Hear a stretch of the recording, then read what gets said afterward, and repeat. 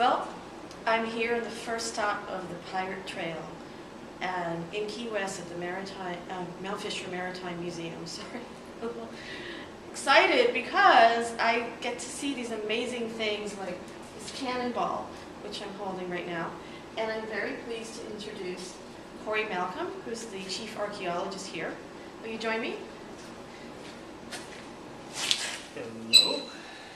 Corey, I've just spent a few minutes with him talking about this wonderful facility. Most people think about it in association with Mel Fisher, the treasure hunter, but actually this is a separate facility. It's a nonprofit organization dedicated to research and public education on maritime history, especially in this area of Florida. So I'm in the lab. This is very exciting. They're actually cleaning some artifacts from some ships. It takes forever, very painstaking work to remove all of the Concretion, things salts, that have grown on the artifacts. Yeah. So just getting back to the namesake Mel Fisher. Now, in 17th century, he discovered the Atocha, which is what he's most known for. Right.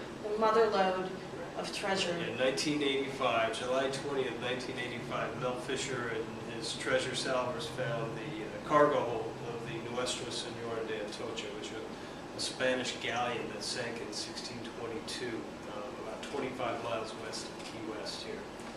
And, that was a fulfillment of a 16-year quest to find that. Terrible tragedies. He lost his son, his daughter-in-law, a couple of divers. He had to battle the state of Florida, the U.S. government for the rights to the shipwreck. But he prevailed and pushed his way through all these adversities and wound up finding the wreck at the end of the day. So when you come here, a lot of what you'll see are artifacts that Mel Fisher donated to the museum. Right.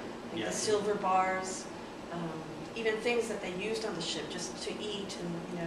Well, we have really in our museum just about everything that was on a galleon.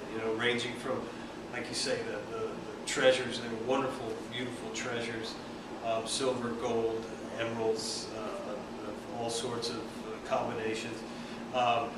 But we also have, the cannons. We have the data. Is this from that? This is from a different shipwreck. Yeah, something else we're researching. It's really heavy. Yeah. I got a feel that if you had shot put this, it would be very hard to do. And that's a stone one. The iron ones are even heavier. So,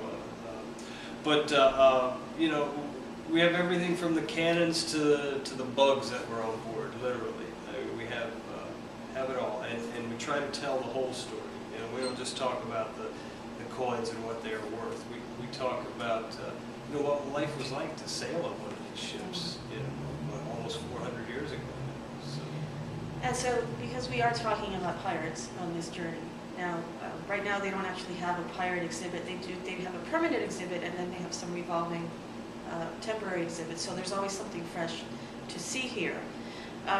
But piracy is very much related to all of this because the ships were loaded with precious cargo, and as we were discussing earlier, pirates would have had no reason to come over here if there wasn't something good to look for. No, I mean, every pirate's dream was to capture a Spanish galleon, I suppose. So, if they were able to do that, and believe me, it didn't happen very often, they would have been made for life. They would have been set. So, absolutely. And we see, a reflection of that on all of these colonial era ships. They're always pretty heavily armed.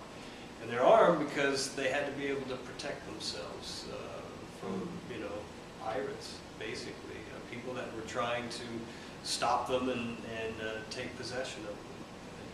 Yeah, and I actually, when I was in St. Augustine, I saw an actual cannon firing, which they do up in the Castillo de San Marcos. And it's amazing what a process that was. When you watch pirate movies today, everything seems to be happening very quickly, but no, there was this whole military protocol just to fire a cannon. And we're actually sitting in front of some cannon that they're cleaning right now, that are very old and they're so heavy. It's amazing how they could fight like that in the high seas. It was, yeah, and at different times, yeah. I mean, the Hollywood, you know, they got to keep the action going, but yeah, sometimes these battles were, you know, I'm sure they were very dramatic, but they were also not at the pace that we're used to. I mean, you could even, you know, the bullets would come whizzing by. Sometimes you could almost see them coming towards you. And you know, certainly hear them. Yeah, they weren't as fast as what we think of today. But certainly they were all very destructive, and you know, all this sort of anti-piracy weaponry. It must have worked in its day. As crude and primitive as it looks to us, you know, now, it worked in its day. So when you come to this museum, you can see what the pirates were looking for, if you will. And Key West, as we were just discussing, we're very fortunate in Florida to have a place like Key West, because there were a lot of shipwrecks around here. I mean, Atocha was, what, 25 miles away? Yep. Which, you know, it's really nothing. Right. And why do you think that was? Why did so many ships? Well, there's end you know, the Florida Keys are a ship trap, you know, or a ship graveyard, if you will, because, and we boil this down, and you had a lot of ships, really, from the time that the Gulf Stream current was discovered in 1513. A lot of ships started using it and riding that current from the Americas to Europe. But you also have not only a lot of ship traffic, but you have hurricanes and you have reefs. And the combination of those three winds up with a lot of people and a lot of ships and a lot of things on the reef. Now, earlier you told me something I found amazing, that there was one, you know, particular wreck where word got around, in some cases, where actually people within 2 days were being rescued. Oh yeah. No, the 1622 fleet. Yeah, the you know, Havana wasn't that far away, and so when the ship sank, when the hurricane struck and the ships sank and the disaster had occurred, as soon as things calmed down a little bit and people could you know, get their bearings and sail again, they went straight to Havana and said, hey, there was this terrible disaster in the Keys, and you know, we need help. And so rescuers left from Havana immediately and rescued people, salvaged what they could. You know, they tried to find as many of the ships that they could, and then actually recovered things off the sea floor immediately.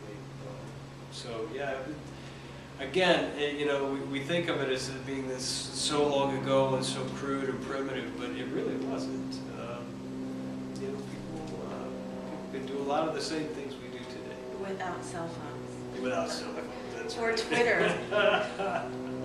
Or flip cameras. Well, I want to thank you very much for your time. Absolutely. And we're trying to keep the interview short, Yeah, because of the whole I get YouTube it. limitations. But you know, Corey actually, he's not just a bookworm, because you have to be in order to know all this stuff. He actually, you know, goes and puts on the scuba gear and goes underground and measures everything with the tape measure, and so it's a pretty cool career. And come on down here and support the cause and learn a little bit about maritime history. Thanks. Thank you.